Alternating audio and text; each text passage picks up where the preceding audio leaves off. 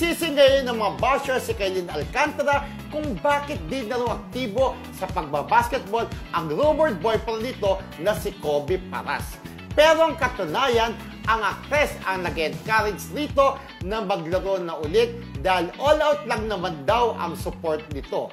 Samantala, talagang in love umano ang dalawa. Yan ang say ng netizens na nagsasabing iba raw ang aura nila at tunay na makikitang masaya sila together. Oo, masaya talaga sila together. Pero bago yung sinasabi na paglalayo daw ni Kylie sa basketball. Di ba? Hindi rin naman natin masasabi, hindi rin naman natin alam, baka naman nagpapahinga lang, baka naman, syempre, hindi naman siguro iwan ni Kobe ang pagbabasketball, di ba? Kasi, pero bago yan, marami ang na-disappoint, di ba, dun sa sinasabi nilang special reveal o special announcement na akala nila kung ano daw yun. Yes, nung pala isa lang series. Yes, diba? Online, di ba? Online, ang title ay Miss Legends, yes, diba? Miss Legends. Ang mga, parang si ano lang yan, di ba? Yung isa, singer na isa, yes, diba? Pero ito nga, paano naman ito si Kobe magkakapag-concentrate sa pagbabasketball? To think na, yun nga, magkakaroon sila ng series ni Pero ilang araw lang siya parang 4 to 5 days lang, I'm not sure, baka 1 week lang.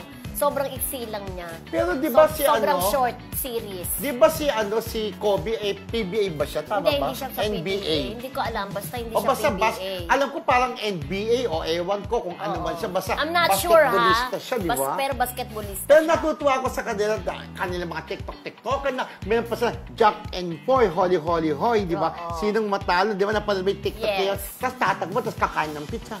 Oy, pero bago yan speaking of basketball, congratulations sa Barangay Ginebra Ayun na naman. Pasok na sila sa semifinals. Nanalo sila kagabi kontra Meralco. Wow! Oh, yes. Ayan, nanalo po ang Ginebra. Yay! Kaya asahan nyo, hindi kayo bibigyan ng ilaw ng Meralco.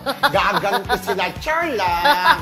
Diba? Pero ako, crispa ko. Hi sa mga crispa. Ano ba yan? Lumang-luma naman. Hindi kasi ako nanonood ng basketball. Naalala ko nung bata tayo. Pero meron kayang, di ba yung crispa, meron pa kayang t-shirt noon? Meron pa yung crispa. Diba? Alam mo, naalala ko nung bata ko, tumatay ako sa huli. Anong huling ending, di ba? Anong huling number? Nakakatuwa, di ba? Pero ngayon sabi nila, ewan ko na kung ikaw ay sang-ayon na sinasabi nila, hindi na raw ganun kainit ngayon ang basketball. Naniniwala ka ba doon? Hindi, kasi nanood ako kagabi ng Ginebra at saka Meralco, punong-puno yung tao. Ayan.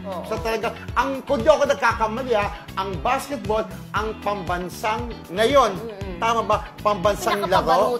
Pinakapaborito nila. But still, ang pambansang laro pa rin ba yung sipa? Gaganon-ganon? Parang sepak takraw ba? Hindi rin ako masyad. Sepak takraw, di ba? Pero dati sipa. Naglalaro ako ng elemental ako. Yung turit, sabi, turit. Gumaganon-ganon yung mga sipa.